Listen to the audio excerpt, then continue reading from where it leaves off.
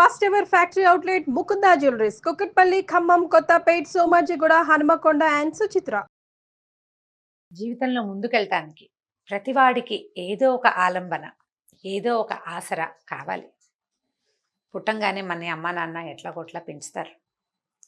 జీవితంలో కొంత ముందుకెళ్ళాక వాళ్ళ చేయి వదిలినా వదలకపోయినా మనకి ఒక ధైర్యము, ఒక ఆలంబన కావాలని మనుషులకి అనిపిస్తుంది సహజంగా. నాకెవరూ లేరు, నా వెన్నంటూ ఉండేవాళ్ళు లేరు, నాకు సలహా చెప్పేవాళ్ళు లేరు, సహాయం చేసేవాళ్ళు లేరు. ఇలాంటి భావజాలాలకి ప్రతివాడు జీవితంలో ఎప్పుడో ఒకప్పుడు లోబడుతూనే ఉంటాడు. అయితే భారతీయులకి వెన్నంటి ఉండేందుకు, వెనకాల నిలబడి నడిపించేందుకు పరమాద్భుతమైన సాహిత్యం ఉంది. పురాణాలు, ఇతిహాసాలు ఎన్నో. వాటిలో ఏ ఒకదాన్ని పట్టుకున్నా, ఒకదాన్ని మనదానిగా చేసుకున్నా మన జీవితం ధైర్యంగా, సాహసోపేతంగా ముందుకెళ్తుంది. అందరూ ఉన్నా కూడా వీటిని ఆసరాగా చేసుకోవచ్చు. ఎవరూ లేనివాడు కూడా దీన్ని ఆసరాగా చేసుకోవచ్చు. వాట్లలో అత్యంత అగ్రగణ్యమైన విషయం శ్రీమద్ రామాయణం. అయితే రామాయణం గురించి సాధారణంగా అందరికీ తెలిసిందే. ఏముంది, దశరథ మహారాజు, ఆయనకి 3 భార్యలు, 4 కుమారులు. వారిలో ఒక ఆయన అడవిలోకి వెళ్ళాడు. ఆయన భార్యను ఎత్తుకుపోయారు. ఎత్తుకుపోయిన వాడిని సంహరించి ఆమెను వెనక్కి తీసుకొచ్చుకున్నాడు. ఇలాంటి సాధారణ కథ అంటే ఈ 4 వాక్యాలు తెలియని భారతీయుడే లేడు. చిన్న రామమందిరమైనా లేని పల్లెటూరు భారతదేశంలో లేదు అంటే అతిశయోక్తి కాదు. ప్రతి ఊళ్ళోనూ చిన్న రామభజన మందిరమైనా ఉంటుంది. ఈ రాముడు మన జీవితాల్లో మమేకమైపోయాడు. రాముడే వెన్నుతోడు మనకి. భారతీయుల వెన్నెముక శ్రీరాముడు. త్రేతాయుగం నాటి శ్రీరాముడు తర్వాత 2 యుగాల తర్వాత వాళ్ళమైన మనకి ఎలా వెన్నెముకగా ఉన్నాడు, ఎలా ఉండగలిగాడు, ఏమిటి ఆయన ప్రత్యేకత?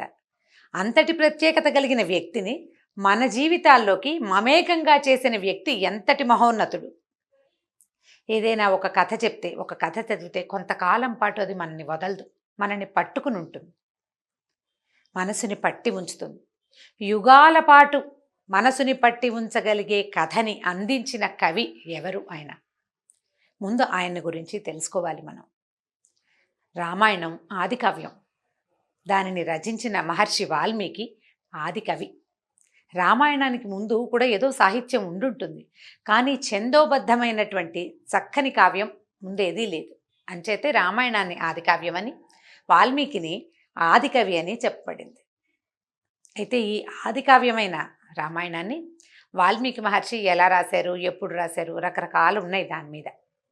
అయితే మనం సినిమాలు చూస్తాం, ఏవో అక్కడక్కడ సీరియల్స్, హిందీ సీరియల్స్, కొన్ని ఇంగ్లీష్ సినిమాలు కూడా తీస్తున్నారు ఇవాళ రేపు. ఎన్నో కథలు.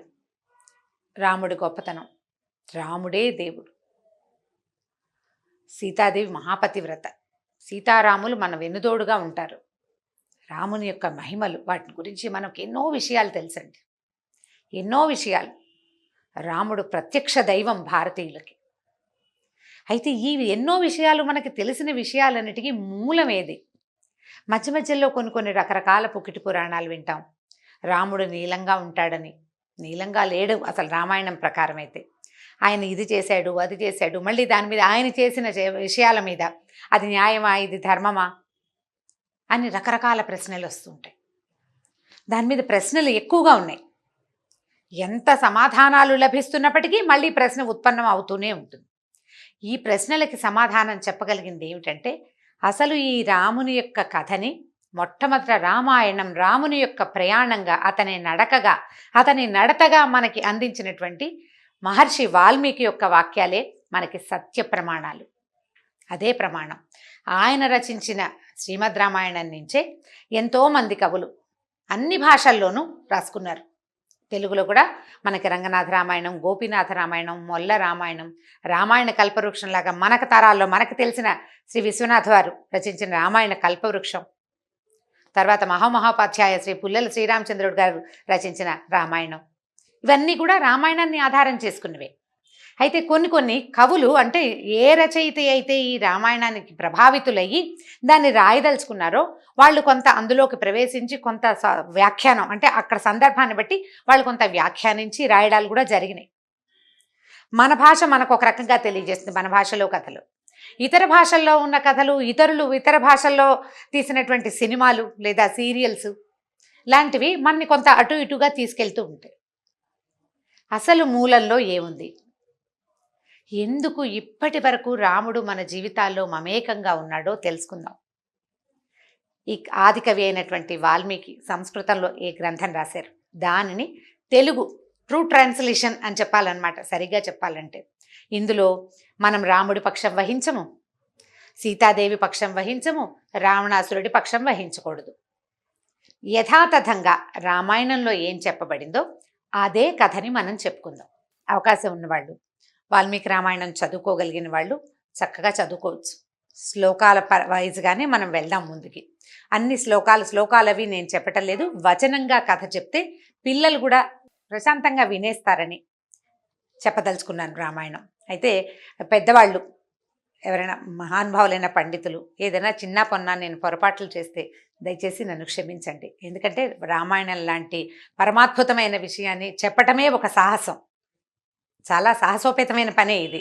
ఒక సంవత్సరంగా ఆలోచించి ఇప్పటికి నిర్ధారించుకుని చెయ్యాలి ఈ పని అని భావించాను. మొట్టమొదట వాల్మీకి రామాయణాన్ని వావిళ్ళవారంటే ఏనాటి ప్రెస్సో వావిళ్ళది, ఈనాటిది కాదు. నా చిన్నతనంలో వావిళ్ళవారు ఒక మొదట రామాయణ గ్రంథం సంస్కృతంలోదే తెలుగు అచ్చులో వేసి దాన్ని ప్రూఫ్ రీడింగ్కి మా తాతగారి దగ్గరికి పంపించారు. నా అదృష్టం కొద్దీ నేను ఒక సంస్కృత పండితుల కుటుంబంలో జన్మించాను. మా తాతగారు కళాప్రపూర్ణ కులపతి ఎస్డిజి వరదాచార్యులు గారు. ఆయన ప్రూఫ్ రీడింగ్ చేసిన పుస్తకాన్ని మళ్ళీ వావిళ్ళవారు ప్రింట్ చేశారు. అది ఎప్పటి సంగతి, నాకు ఒక 7, 8, 9 సంవత్సరాల వయసు. ఇప్పటికి 40 ఏళ్ల కంటే ఇంకా చాలా ముందు, ఒక 46, 45 సంవత్సరాల నాటిది అనుకోండి. అప్పటి నుంచి నేను రామాయణం మా ఇంట్లో చదవటం నాకు తెలుసు. మా తాతగారు ఎప్పుడు కుర్చీలో కూర్చొని ఒక ఇంకు పెన్ను పెట్టి దిద్దుతూ ఉండేవారు. అప్పుడు నేను చూసిన స్మృతి ఇవాళకి నా కళ ఇలా నిజమవుతుందని నేను అనుకోలేదు ఎప్పుడు. దీన్ని నా అదృష్టంగా భావిస్తున్నాను. సుమన్ టీవీ వారికి చాలా వేల కృతజ్ఞతలు చెప్పుకోవాలి. ఇంకొకరైతే ఈ పనికి దిగేవారు కాదు. రామాయణం ఎక్కువ రోజులు చెప్పాలి, 4 రోజుల్లో, 1 నెల రోజుల్లో ముగించేది కాదు. నిదానంగా చెప్తానన్నా మీరు చక్కగా చెప్పండి, మీరు ఎలా కావాలంటే అలా చెప్పండి అని నన్ను ప్రోత్సహించారు. ఇవాళ మొదలు పెడుతున్నాం. అయితే ఈ రామాయణాన్ని అటు ఇటు ఎక్కడికి వెళ్ళకుండా వాల్మీకి మహర్షిని అనుసరిస్తూ రామాయణ గ్రంథం మీద మనం మాట్లాడుకుందాం. కథ వివరంగా చెప్తాను, ఎక్కడ నా సొంతవి ఏవి వ్యాఖ్యానం చెప్పను. కథలోనే ఆనాటి పద్ధతులు అప్పటికి ఇప్పటికీ చాలా తేడాలున్నాయి. యుగాలు మారిన ధర్మానికి పెద్ద మార్పు ఉండదు. మామూలుగా ప్రతి 10 సంవత్సరాలకి మన జీవన శైలి మారిపోతూ ఉంటుంది. 10 ఏళ్లకి మారుతుంది, 20 ఏళ్లకి మారుతుంది, 30 ఏళ్ళకి, ఇట్లా ప్రతి 10 సంవత్సరాలకి మారి 100 ఏళ్ల నాటి జీవన శైలి ఏమిటో కూడా మనకు తెలియదు. ఇప్పుడు అసలు తెలియదు, మన ఊహకు కూడా రాదు అది. అలాంటిది 2 యుగాల క్రితం కథల్లో అంటే ప్రామాణికంగా మెయిన్ థీమ్ ఏంటంటే ఒక మనలాంటి మనుషులే అప్పుడు ఆచరించే ధర్మాలు కానీ, ఆనాడు వాళ్ళు ఆచరించే యజ్ఞ యాగాదులు కానీ, తపశ్చర్యలు కానీ మనకు అర్థమయ్యేవి కాదు, మన ఊహకందని సంగతులు. దానిని మనకు ఊహకందని విషయంగానే తెలుసుకుని విమర్శించకుండా మనం గ్రంథంలోకి వెళ్ళిపోవాలి. అయితే వాల్మీకి మహర్షి రాశారని చెప్పుకుంటాం కదా, ప్రతి అందరికీ తెలిసిందే సంగతే. వాల్మీకి మహర్షి గురించి మనకి 4-5 వాక్యాలు, మనకు ఒక కథ ఎట్లా తెలుసంటే, ఆయన ఒక బోయవాడని, తర్వాత ఆయనకి సప్తర్షులు తారక మంత్రాన్ని ఉపదేశించారని, అతను బ్రాహ్మణ్యం అంటే బ్రహ్మజ్ఞాని కాదు కాబట్టి తిరగేసి ఉపదేశించారని మనం వింటూ ఉంటాం. దానికి పెద్ద ప్రమాణం లేదండి, పెద్ద ప్రమాణం లేదు. అయితే స్కాందపురాణంలో ఒక కథ చెప్పబడింది. స్కాందపురాణంలో ఉంది. పూర్వమట త్రేతాయుగంలో భృగువంశంలో సుమతి అని ఒక బ్రాహ్మణుడు ఉండేవాడట. ఒక ఆయన భార్య పేరు కౌశికి. వీళ్ళకి అగ్నిశర్మ అనే ఒక కుమారుడు జన్మించాడు. ఆ కాలంలో కూడా తప్పుదోవ పట్టే వాళ్ళు ఉండేవాళ్ళు. తప్పుదోవ పట్టిన వాళ్ళు ఎప్పుడూ ఉన్నారు, ప్రతి కాలంలోనూ ఉంటారు. తక్కువ ఉంటారు, పర్సంటేజ్ శాతం తక్కువ. ఇప్పుడు కొంచెం ఎక్కువ ఉన్నాం మనం. ఇదివరకు అక్కడొకళ్ళు అక్కడ చాలా చెదురుమదురుగా 100కి అనకూడదు, లక్షల్లో 1 లేదా 2 కనిపించేవాళ్ళు. ఈ అగ్నిశర్మ ఆయన వేదాధ్యయనం చేశాడు, చక్కగా చదువుకున్నాడు, అన్నీ అయినాయి. కానీ కొద్దిగా ఈ బ్రాహ్మణేతరమైన వ్యవహారాల మీద ఆసక్తి ఉండేది అతనికి. అయితే ఆ కాలంలో పెద్ద కాటకం వచ్చిందట, అనావృష్టి వచ్చింది. ఈయన సంపాదించి భార్య పిల్లల్ని పోషించలేకపోయాడు. ఒక అడవి మార్గంలో ఒక చిన్న పూరీలు నిర్మించుకుని తల్లిదండ్రులతోటి భార్య బిడ్డలతోటి నివసించేవాడట. ఆ దారిలో ఉన్నటువంటి కొంతమంది కిరాతులతోటి, అరణ్యంలో దొంగలతోటి ఆయనకి స్నేహమైంది. అరణ్యంలో దొంగలంటే ఆ దారి కాచి దోపిడీలు చేసేవారితో స్నేహమైంది. సులువుగా ధన సంపాదన కుదురుతుంది కాబట్టి వాళ్ళతోటి స్నేహం చేసి ఆ దారే పోయే బాటసారులని దోచుకుని తన కుటుంబాన్ని కడుక్కునేవాడు. అయితే ఇలా జరుగుతున్న కాలంలో ఒకసారి ఈయన కొంతమంది ఋషులు అంటే సప్తర్షులే ఆ మార్గంలో వెళ్తుంటే ఇతను ఈ అగ్నిశర్మ వాళ్ళని అటకాయించి దోచుకుందామని అనుకున్నాడు. వాళ్ళల్లో అత్రి మహర్షి కూడా ఉన్నారు. సప్తర్షుల్లో అత్రి మహర్షి ఉన్నారు కదా. ఈ అత్రి మహర్షి ఏంటంటే అత్రి అంటే ఈయనకి ఈ 3 లక్షణాలు ఆయన్ని బాధించవు. ఏమిట? ఆధ్యాత్మిక, ఆది భౌతిక, ఆది దైవికమైనటువంటి త్రివిధ తాపాలు లేవు. ఆయన దేనికి చెలించడు. అటువంటి గొప్ప లక్షణాలు కలిగినటువంటి అత్రి మహర్షి ఇతని మీద జాలిగొని, నాయనా ఇప్పుడు మమ్మల్ని దోచుకుని నువ్వేం చేస్తావు ఈ దోపిడీ సొమ్ముతోటి అని అడిగాడు. మా అమ్మ నాన్న భార్య బిడ్డల్ని పోషిస్తానని చెప్పాడు. ఎంత కాదన్నా కొంతకాలం బ్రాహ్మణ్యం వహించి ఉన్నవాడు కదా, పెద్దల పట్ల 1% వినయం ఉంది సమాధానం చెప్పాడు. చెప్పేసరికి అత్రి మహర్షి అన్నారు, కాదు ఈ పని చేస్తే నీకు పాపం వస్తుంది కదా నాయన అని అడిగితే, అవును వస్తుంది అన్నాడు. మరి నువ్వు తీసుకెళ్ళిన వస్తువుని ఆహారంగా మారుస్తావు, డబ్బులు వస్తువులు తీసుకెళ్తావు, దాన్ని ఆహారంగా మారుస్తావు, ఆహారాన్ని నీ భార్య బిడ్డలకి మీ అమ్మా నాన్నకి పెడతావు, నువ్వు పాపాన్ని కూడా మోసుకెళ్తున్నట్టే. ఆ పాపాన్ని కూడా మీ వాళ్ళు పంచుకుంటారా అని అడిగితే పంచుకుంటారన్నాడు. వెళ్ళి అడిగిరా, మేము ఇక్కడే ఉంటామని చెప్పారు. ఇతను ఇంటికి పరిగెత్తుకుంటూ వెళ్ళి వాళ్ళ అమ్మా నాన్నని అడిగాడట, ఇప్పుడు నేను మీకు ఆహారం తెచ్చిపెడుతున్నాను, నేను ఒక పాపం చేసి తీసుకొస్తున్నాను, మీరు నా పాపాన్ని పంచుకుంటారంటే అమ్మా నాన్న ఒప్పుకోలేదట అతని తండ్రి. అలా ఎలా పంచుకుంటాం? నా అమ్మా నాన్నని పోషించడం నీ విధి, నీ బాధ్యత. నువ్వు ఏం చేసి తెచ్చినా సరే మాకు అది ఆహారమే కానీ పాపం కాదు. పాపం ఏదైనా ఉంటే అది నీదే కానీ నీ పాపంలో మాకు భాగం లేదని తండ్రి విడమర్చి అతనికి అర్థమయ్యేలాగా స్పష్టంగా చెప్పాడు. మేము తీసుకోము నీ పాపాన్ని. భార్యను అడిగాడు, భార్య కూడా ఒప్పుకోలే. దాంతో హతాశుడైపోయాడట అగ్నిశర్మ. నేను తిండి పెడితే ఇన్ని రోజుల నుంచి తిన్నారు, నా పాపాన్ని తీసుకోరా వీళ్ళు? తీసుకోరు, అది కుదరదు. దాంతో ఇతను ఈ తల వేళ్లాడేసుకుని మళ్ళీ మహర్షుల దగ్గరికి వెళ్ళాడు. అత్రి మహర్షి అతని మీద అపారమైన కరుణతో, మహర్షులు అత్యంత కరుణా సముద్రులండి, ఎంత కరుణో వాళ్ళకి. మన మీద ఉన్న మానవ జాతి మీద ఉన్న కరుణతోటే ఇట్లాంటి మహా ఇతిహాసాలు, కావ్యాలు, పురాణాలు, ఎన్నో కథలు, ఎన్నో పూజా విధానాలు, వ్రత విధానాలు, భగవంతుణ్ణి చేరుకునే మార్గాలు ఎన్ని ఉపదేశించారో మనకి. ఈ అత్రి మహర్షి ఈయన ఏం చేశాడంటే, నాయన నీ పాప నివారణకి నువ్వు తపస్సు చేయి అని చెప్పి అతన్ని తపస్సుకి కూర్చోబెట్టి వెళ్ళిపోయారట. ఇతనికి ఇంకా సంసారం మీద వ్యామోహం నశించింది. అతనికి అర్థమైంది ఇక్కడ ఏమీ లేదు, నేను ఇక్కడ ఏకాకిని అని తెలిసిపోయింది. ఎప్పుడైతే ఇలా తెలిసిందో అతను తపస్సుకి కూర్చున్నాడు. చాలా కాలం తర్వాత, దాదాపుగా ఒక 10-12 సంవత్సరాల తర్వాత మహర్షులు మళ్ళీ సప్తర్షులు ఆ దారిని రావటం తటస్థించిందట. వాళ్ళు వచ్చి చూసేసరికల్లా ఒక పెద్ద పుట్ట ఉంది ఆ దారిలో. ఈ కూర్చుని ఉన్నటువంటి అగ్నిశర్మ చుట్టూత చాలా పెద్ద పుట్ట పెరిగిపోయిందట. ఆ పుట్టలో నుంచి ఒక సెగలాగా వస్తుంది, ఒక వేడి.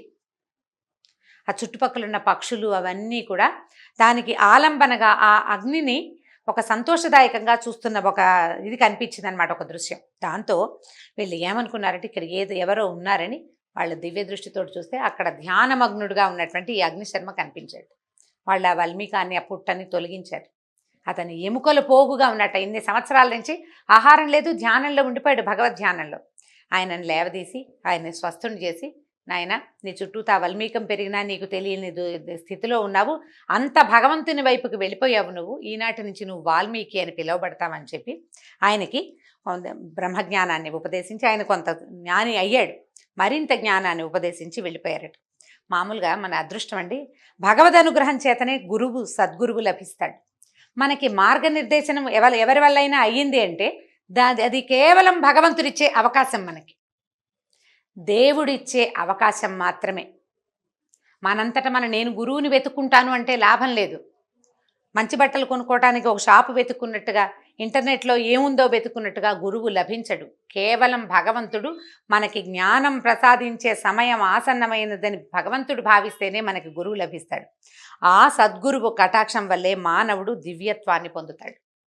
ఈ అగ్నిశర్మ పుట్టుకతో బ్రాహ్మణుడు అయినప్పటికీ అతని తాలూకు కర్మానుభవం వల్ల కర్మవశాత్తు నివురుగప్పిన నిప్పులాగా ఉండిపోయాడు. తర్వాత ఈ పరిస్థితి వల్ల అతనికి ఏర్పడినటువంటి అంటే జ్ఞాన వైపుకి మళ్ళవలసిన రోజు వచ్చేసరికి, భగవంతుని వైపు మళ్ళవలసిన రోజు వచ్చేసరికల్లా తన పాపాన్ని తొలగించుకుని అతను పునీతుడైపోయాడు. ఆ తర్వాత ఆయన కుశస్థలి అనే ప్రాంతానికి వెళ్ళి అక్కడ తమసా నదీ తీరంలో ఆశ్రమం నిర్మించుకున్నాడు. కొంతమంది శిష్యులు ఏర్పడ్డారు ఆయనకి శివారాధన చేసేవారట వాల్మీకి మహర్షి. అయితే ఏమైందట, తర్వాత కాలంలో నారదుని వల్ల మన విష్ణు కథని, రామకథని తెలుసుకున్నారు. రామకథను తెలుసుకుని తర్వాత రామాయణాన్ని రచించారు. ఈ కథ స్కాంద పురాణంలో చెప్పబడింది. కొద్దిగా అటు ఇటుగా మనం సాధారణంగా వినే దేశవాళీ కథ కూడా ఇటువంటిదే, పెద్ద తేడా లేదు. కాకపోతే నారదుడి వల్లే ఈయనకి వాల్మీకి అని పేరు వచ్చిందని మనం వింటూ ఉంటాం. స్కాంద పురాణ అంతర్గతమైన కథ అయితే ఇది. తర్వాత ఇందులో నుంచి బయటకు వచ్చిన తర్వాత ఆయన సొంతంగా ఆశ్రమం నిర్మించుకుని ఒక చోట ఉండటం మొదలుపెట్టిన తర్వాత ఆయనకి చాలా జిజ్ఞాస ఉండేది. ఉత్తమ మానవ లక్షణాలు ఏమిటి అవి తెలుసుకోవాలని ఉంటుండేది. ఇలా నడుస్తున్న కాలంలో శివభక్తుడైనటువంటి వాల్మీకి మహర్షికి రామాయణం తెలుసుకోవటం అంటే విష్ణుగాథని తెలుసుకోవటం, ఆయన ఆ విష్ణుగాథని, విష్ణువు యొక్క అవతారమైనటువంటి పరిపూర్ణావతారమైన శ్రీరాముని యొక్క కథని రచించటం కావ్యంగా దాన్ని మనకు అందించడం జరిగింది. అయితే వచ్చే భాగం నుంచి రామాయణ కథని అసలు ఎలా మొదలైంది దగ్గర నుంచి తెలుసుకుందాం. నమస్కారం.